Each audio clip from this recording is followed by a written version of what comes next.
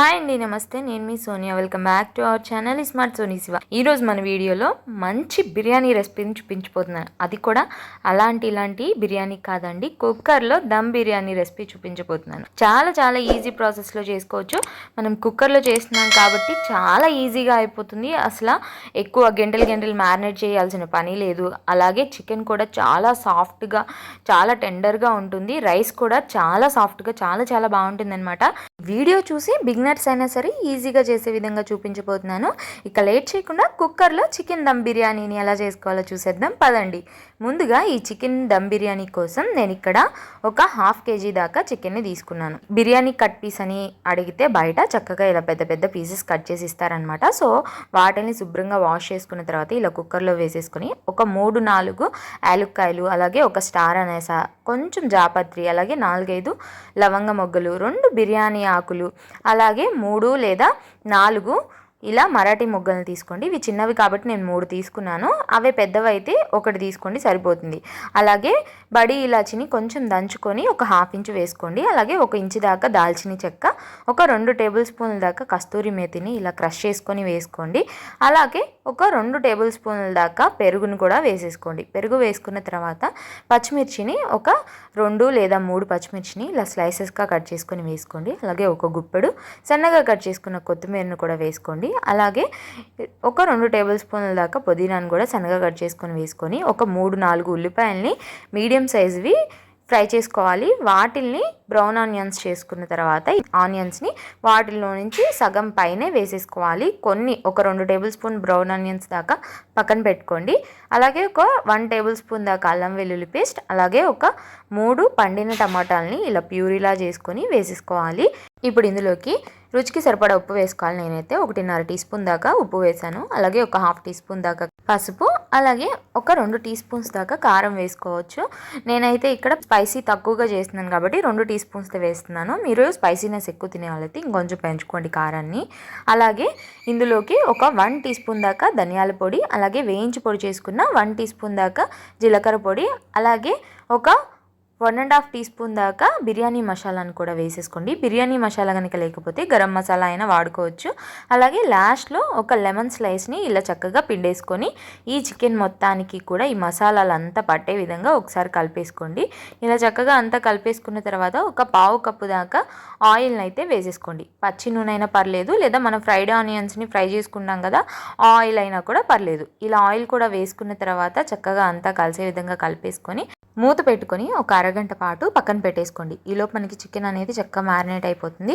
ఇప్పుడు ఒక బౌల్ తీసుకొని ఆ బౌల్లోకి ఒక గ్లాస్ తీసుకోండి. గ్లాస్ కొలతతో చూపిస్తున్నాను అనమాట. నేను ఇక్కడైతే ఒక 1.5 గ్లాస్ దాకా పాత బాస్మతి రైస్ని తీసుకుంటున్నాను. పాతవైతే మనకి చక్కగా రైస్ అనేది పొడిలాడుతూ వస్తుంది, అన్నం కూడా ఒదిగిస్తుంది అనమాట. సో తీసుకుంటున్నాను. ఇవి 1.5 గ్లాస్ వేసాను కదా, ఇవి కొలతలో వచ్చేసి 1/2 kg బియ్యం అనమాట. 1/2 kg చికెన్కి 1/2 kg బియ్యం అయితే కరెక్ట్గా సరిపోతుంది అనమాట. ఇప్పుడు వీటిని శుభ్రంగా వాష్ చేసేసుకొని ఇందులోకి బియ్యం మునిగేంత వరకు నీళ్లు పోసేసుకొని ఈ బాస్మతి రైస్ని కూడా ఒక అరగంట పాటు నానబెట్టేసుకోవాలి. ఇలా చక్కగా ఒక అరగంట పాటు నానిపోయిన తర్వాత స్టవ్ మీద ఒక 2 లీటర్ల దాకా నీళ్లు పెట్టేసుకోండి ఒక గిన్నెలో. ఆ నీళ్ళల్లోకి ఒక 1 టీ స్పూన్ దాకా ఆయిల్ వేసేసుకోండి. ఇప్పుడు ఇందులోకి ఒక 2-3 పచ్చిమిర్చిని ఇలా స్లైసెస్లా కట్ చేసుకొని వేసుకొని ఇందులోకి హోల్ గరం మసాలాని వేసుకోండి. నేనైతే ఇక్కడ షాజీరా, అలాగే మరాఠీ మొక్కలు, అనాస పువ్వు అవన్నీ వేసుకున్నాను అనమాట. బిర్యానీ ఆకు అవి మీ దగ్గర ఏది ఉంటే అది ఒక 1 టేబుల్ స్పూన్ దాకా వేసేసుకోండి అన్నీ కలిపి. అలాగే సన్నగా కట్ చేసుకున్న కొత్తిమీర, పుదీనా, ఒక 1/2 టీ స్పూన్ దాకా అల్లం వెల్లుల్లి పేస్ట్, అలాగే ఒక నిమ్మకాయని పిండేసుకొని ఆ నిమ్మకాయ చెక్కను కూడా అందులో వేసేసుకోండి. అలాగే ఒక 2 టేబుల్ స్పూన్ల దాకా ఉప్పు వేసుకొని అంతా బాగా కలిసే విధంగా కలిపేసుకోవాలి. ఉప్పు మనం టేస్ట్ చూస్తే సముద్రపు నీరంతా ఉప్పగా ఉండాలన్నమాట. సో వీటిల్ని చక్కగా మరిగించేసుకోవాలి.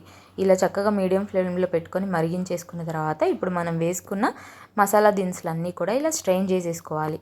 ఎందుకంటే మనకి చక్కగా ఆ ఫ్లేవర్ అనేది వాటర్లో దిగిపోతాయి అన్నమాట. బిర్యానీ తినేటప్పుడు నోటికి తగలకుండా ఉంటాయి.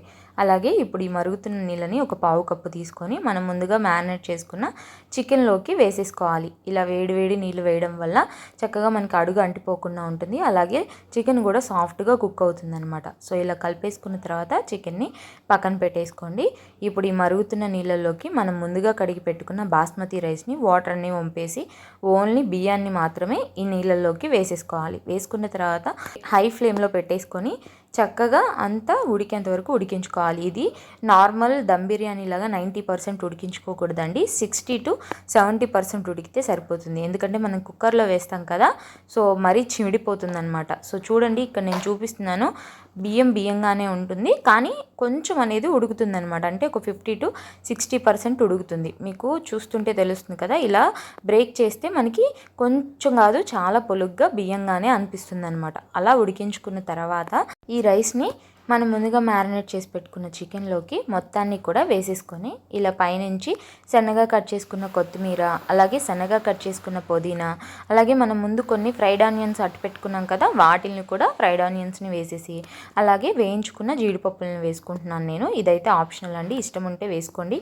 తినేటప్పుడు అక్కడక్కడ తగులుతూ చాలా బాగుంటుంది. అలాగే పైనుంచి కొంచెం బిర్యానీ మసాలా కూడా వేసుకుంటున్నాను, ఒక 6 టీ స్పూన్ దాకా. కుక్కర్ మూత పెట్టేసుకొని విజిల్ పెట్టేసుకొని స్టవ్ మీద మీడియం ఫ్లేమ్లో పెట్టుకొని ఒక్క విజిల్ రానివ్వండి, సరిపోతుంది. మీడియం ఫ్లేమ్లో ఒక్క విజిల్ వచ్చిన తర్వాత స్టవ్ ఆఫ్ చేసుకొని ప్రెజర్ అంతా న్యాచురల్గా పోయిన తర్వాత మాత్రమే ఓపెన్ చేసి చూపిస్తున్నాను. చూడండి, మనకి రైస్ అనేది చక్కగా పొడిలాడుతూ చాలా బాగా వచ్చింది కదా.